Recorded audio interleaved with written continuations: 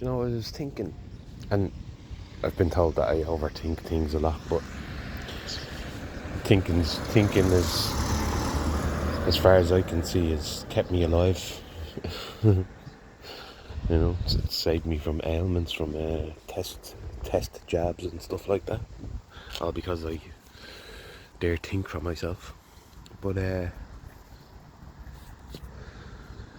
me thinking there last night before I was going to sleep about how as soon as it's like a ripple effect. It's like some sort of ripple effect that's happening.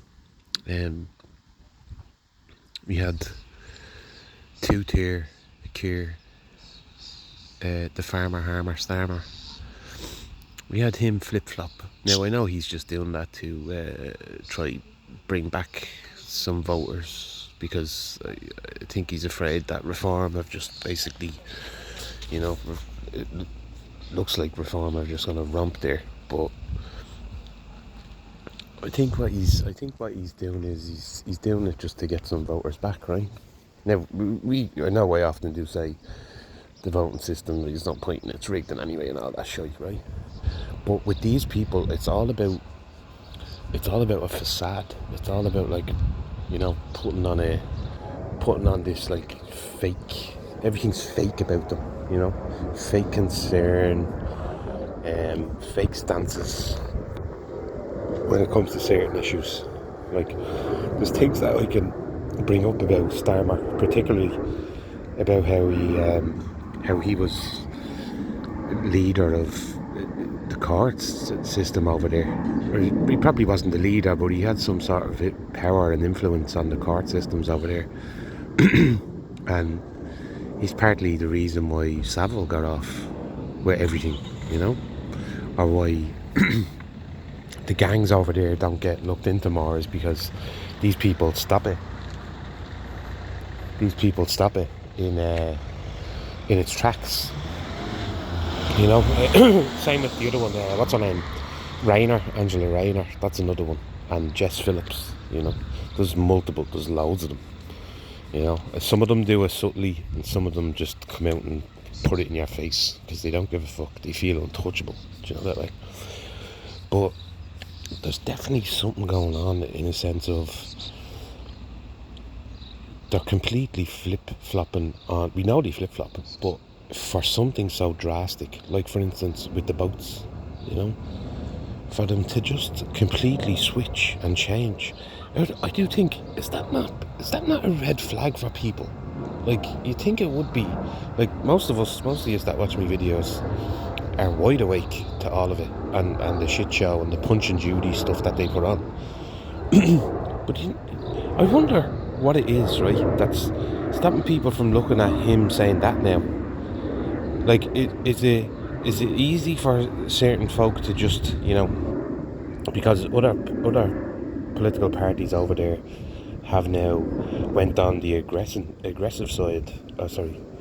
They've become the aggressor towards Starmer, when all they've done for the last 3 years is lick his arse, basically, do you know, and joined along with him and said, yeah, it's the far right and it's the fascists and the, you know, the bigots, all this crap. All these fake labels, man. The real fascists are the ones that are turning up at pro-pride meetings, you know. These pro-pride parades. They're the real fascists. Do you want to know why they're fascists? Because they want you to listen to them and follow them and take everything they're saying as gospel. But as soon as you question it, they shut you down. That's the actual definition of a fascist, do you know? So I wonder, is it the fact that they still have a group in England that have went against Starmer, that people are happy just to stick with them and go against Starmer even though they've backed them? Do you know what I mean? But like I said at the start of this video, it's like a ripple effect. Because over here now in Ireland, it's like did you see last night in particular, There was so many groups out. There was so many Say No groups out last night. Whether it was the thing, I don't want to say it was the thing in Coolock that sort of spearheaded all of that. It definitely opened people's eyes to people power and what people can do and accomplish if they stick together and put their minds to it, you know. But I seen Dublin 8 out, I seen people up in Donegal out, I seen people down in Wicklow out, you know, and it's like something's after changing. It's like my friend said it was like the calm before the storm. Now I'm not fully sure, like the only time I ever remember that being said was by a certain American president, you know, this calm before the storm thing.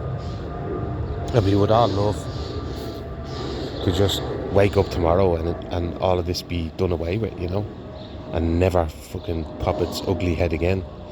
But you know the politicians are going to push back against it somehow. They're going to come up with something. And be careful now, people of Ireland, should I say, because I can see the Irish government now, even though they gave up on putting them into Coolock, and it looks like they're not gonna go near Dublin 8 by the looks of it, from what I'm hearing.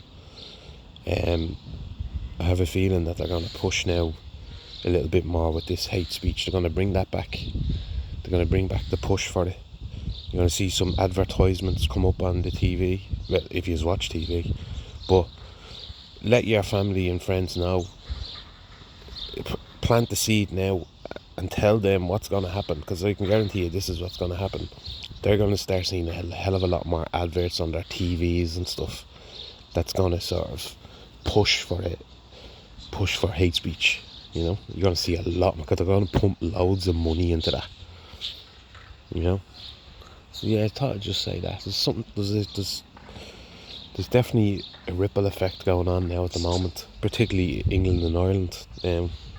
If I was to go and look at France and other places in Europe, I'm sure I'd see something similar, which I will do. I'm going to a communion today, so I'll have a look when I'm back later at a few of those other countries. So yeah, keep up, keep speaking up, keep sharing is caring, and yeah, fuck Antifa. You're going to see a few more of them come out again. Fuck Antifa.